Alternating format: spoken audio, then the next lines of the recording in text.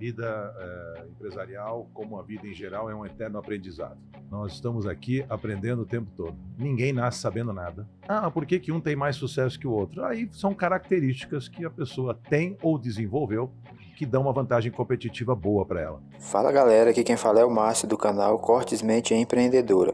E se você quer aprender como ganhar dinheiro em casa trabalhando pela internet, é só clicar no primeiro link da descrição desse vídeo. A primeira coisa é senso de observação, né? Eu sempre fui muito curioso, eu falo isso, repito e não canso de repetir. Não adianta você imaginar que você vai conseguir tudo sozinho. Então você tem que primeiro usar como referência aqueles que já conseguiram o sucesso na vida. Essa é a primeira coisa. Independentemente disso, você tem que ter muita determinação. Você tem que ter uma visão diferenciada das coisas. Para ter visão diferenciada das coisas, você tem que ter conhecimento. Então tudo isso vai se somando, você vai se autoalimentando, né, de conhecimento. Você vai se autoalimentando de referências e você vai usar tudo isso a seu favor para enxergar alguma oportunidade que você possa investir seu tempo. Uma vez que a oportunidade chegou, você tem que ter determinação e vontade para não sucumbir nas primeiras dificuldades. E elas não são poucas. É muita dificuldade para enfrentar. Então, esse é um resumão, né? Entender que você não vai conseguir nada sozinho, você não sabe tudo. Então você tem que usar as referências para entender o que já foi feito e tentar fazer parecido. Não tem vergonha nenhuma nisso. Grandes homens fizeram grandes coisas. Você pode se espelhar nisso e tentar trazer para o teu lado esse tipo de referência. Conhecimento, porque se você não tiver conhecimento, você não vai ter a visão. Eu só consigo enxergar algo diferenciado se eu tiver um repertório dentro da minha cabeça suficientemente grande. Mas no começo a gente é jovem. Ok, mas dentro do limite que eu tenho na época, eu já me abastecia de informação o quanto eu poderia. E depois vem a determinação para não desistir nas primeiras dificuldades. Eu comecei muito jovem com meu pai. Meu pai tinha uma construtora, na época, um imigrante húngaro que veio para o Brasil.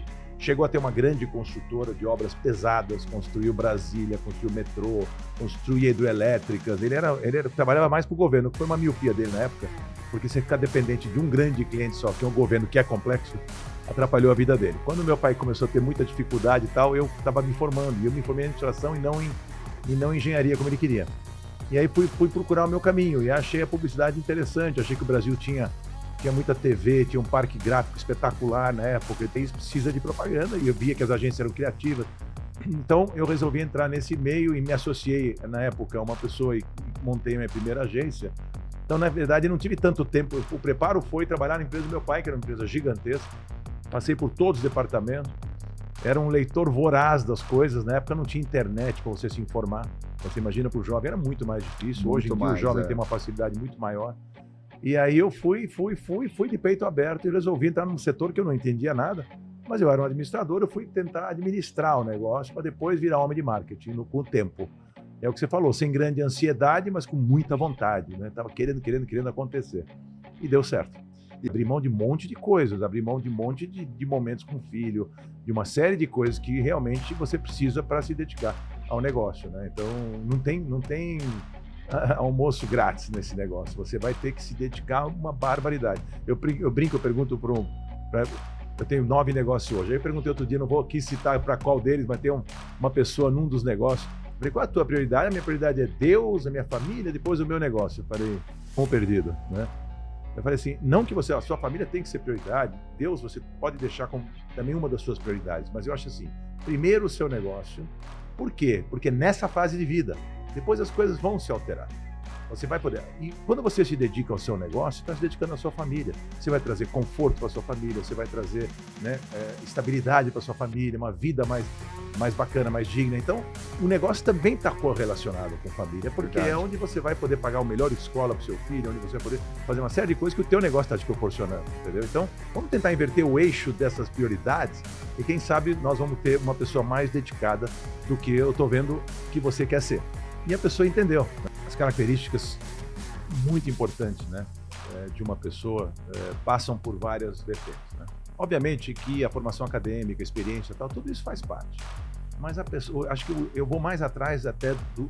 Claro que se a pessoa não tiver preparo, se ela não tiver alguma experiência, realmente é difícil, a não ser que seja um estagiário. Mas se eu busco líderes, eu busco esse espírito, né? O cara que quer fazer acontecer, o cara em quem eu posso confiar. Eu falo sempre que caráter é algo que você não consegue formar, a pessoa tem ou não tem, né? Então eu preciso da pessoa de bom caráter, eu preciso da pessoa que não quer puxar o tapete de ninguém, eu preciso da pessoa que realmente tem vamos dizer assim, tem parâmetros de vida importantes que batem com como eu penso. Principalmente para os líderes que eu vou colocar dentro da minha empresa, meus sócios, etc. Tem que ter valores muito parecidos, senão não vai dar certo comigo, entendeu? Eu sou muito chato, muito perfeccionista, eu gosto das coisas no detalhe e eu gosto das coisas direito e bem feitas, né? E eu não gosto daquela coisa do levar vantagem no curto prazo. Eu construo relações de longo prazo. E para construir relações de longo prazo existe um estilo, a pessoa tem que ter uma forma de atuar que bata com o meu jeito, entendeu? Para eu poder botar do meu lado. Hoje em dia, depois do amadurecimento, eu aprendi que delegar é uma coisa muito difícil, mas muito importante. Muitas vezes as pessoas fazem as coisas melhor do que nós, que lideramos nosso negócio. No passado eu achava que tudo tinha que ser feito do jeito que eu queria.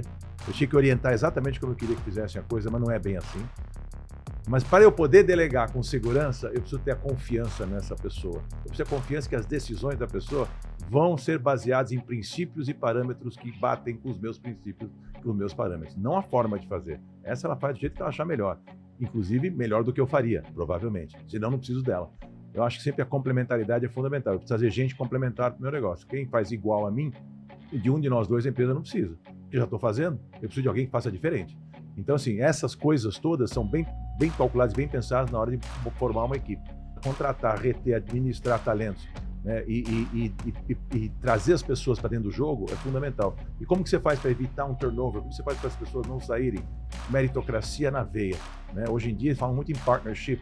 Antes era uma mentalidade mais ownership, né? Que você era dono do negócio e mandava em tudo. Hoje é partnership, todos mandam um pouco. Claro que tem um líder que toma a decisão final, mas é muito gozado. Existe também uma coisa hoje de mobilidade societária, uma coisa complexa de entender no passado. Onde você traz uma equipe e fala, você, Marcos, está comigo hoje, você tem lá 5% do negócio. Agora, ano que vem, nós vamos fazer uma avaliação tua. Uma super avaliação, super correta, séria, de como você atuou em todos os mais diversos segmentos do seu job description, daquilo que a empresa esperava de você. Se você foi bem, você vai crescer participação. Se você for mal, você vai perder. Então essa mobilidade não permite que ninguém fique acomodado. Eu já tenho tantos por cento da empresa e pronto. Não, vai variando, entendeu? Isso é muito interessante. E eu me coloco, em uma das empresas que eu tenho, me coloco inclusive na posição de eu também ser avaliado. Então, por mais ser fundador do negócio junto com o meu sócio, a gente também é avaliado e também perde para funcionário. Eu perco participação que vai para um outro funcionário se eu não fui tão bem naquele ano. Isso é muito interessante, é uma forma meritocrática de avaliar as pessoas e ela é estimulante ao mesmo tempo. O cara começa com 5, pode acabar com 15, 20% da empresa, depende se ele for a estrela da empresa. Nada mais merecido. Ele que trouxe todo o sucesso do negócio. E se ele não foi tão bem, nada mais merecido do que o outro que foi melhor que ele receber parte dessa remuneração. É uma mentalidade de parceria com os seus funcionários, com os seus colaboradores mais importantes. As decisões da empresa têm que ser todas divididas com as pessoas. Né? É difícil gente do passado, né, empresário do passado, entender esse tipo de mentalidade. Sim. Porque ele está acostumado a ser one man show, eu que decido, eu que faço. Tempo de casa não te garante nada. Te garante que você foi fiel durante o tempo, você contribuiu. Talvez se você der uma deslizada, o tempo de casa ajuda você a ter uma oportunidade um pouco maior de poder consertar aquele ano em que você não foi tão bem. Não, enfim, o cara... Isso faz parte da avaliação. Mas não vai te segurar se você entrar num espiral de incompetência, cara. Se você cansou do negócio, não está mais rendendo como tinha que render, não adianta você ter 20 anos de casa. Então, vai se aposentar ou vai fazer outra coisa. A marca da empresa, a empresa que você está tocando é o ativo mais importante que você tem. Acima de todos os interesses individuais das pessoas que estão lá. O resto é uma engrenagem toda importantíssima. A empresa é feita de pessoas que têm que ser estimuladas e cobradas na melhor forma possível, da forma mais coerente, mais lógica, mais honesta possível. Mas não tem essa história do abracinho, tapinha nas costas, meu amigo no cargo, na função. A empresa não pode correr o risco desse tipo de coisa. Ah, mas ele já está aqui há 20 anos, então vamos fechar os olhos. Não vai fechar os olhos. Às vezes o cara está aqui há 2 anos, está rendendo 100 vezes mais que ele. Vamos acordar o cara, vamos dar uma oportunidade. Não deu, até logo, vai embora, vai entrar outro, não tem. Então assim, para mim, desempenho é a palavra número 1. Você desempenhou, você fez acima do que inclusive a empresa imaginou que você podia fazer, então você é fora de série, você vale a pena a empresa investir em você. Se você não tem desempenho, tempo de casa não vai te segurar. E a partir de um ano que o cara já está lá e você está analisando a forma que ele está, é o mínimo de tempo para ele poder já estar, talvez, chegando no seu potencial e começar a entregar mais para a empresa. Antes disso, você tem que ter um pouco mais de paciência, né? Agora, também tem a régua máxima, né? Existe também algumas alguns grandes administradores que falavam que um CEO, um presidente, fazendo as mesmas coisas que ele fazia, não pode passar de uma década. É uma coisa muito, assim, tipo, tem que repensar. Aí ele vira presidente do conselho, põe um outro CEO. A paciência do cara para as mesmas coisas, a idade que ele já atingiu. Geralmente o cara chega a CEO. Hoje em dia é diferente, em tecnologia tem CEO jovem pra caramba. Mas na nossa época era um pouco diferente. O cara já chega lá nos seus 50, 55, 60 anos. Ele já fez um monte de coisa e tal. Aí mais 10, entendeu? Já chega numa idade em que tem que repensar.